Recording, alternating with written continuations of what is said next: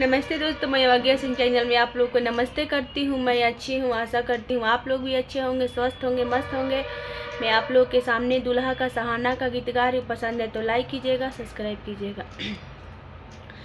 सात अंदर बीचे, सात अंदर बीचे, एक कोठरिया लाल तहवे कमन दुल्हा के सिया सामारे लाल तहवे हो कमन दुल्हा के सिया सामारे लाल के सिया सामारे दुल्हा धाई दुवरा जाले लाल काहे नायलन कमन बहनोया लाल काहे नायलन कमन बहनोया लाल उनु कर बहिनी, अरे उनु कर बहिनी नेटुआ से लो भैली लाल लाजे नायलन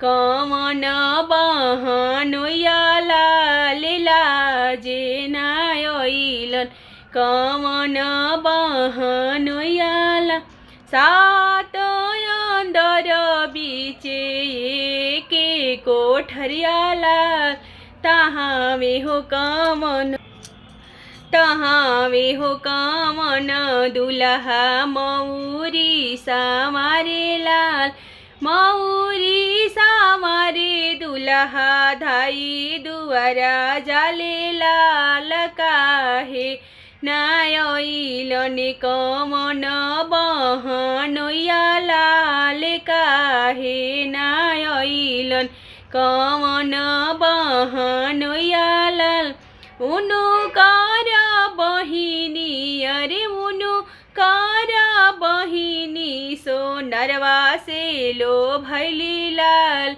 लाजे नायलन कमन बहनोया लाल लाजे नायलन कमन बहनोया।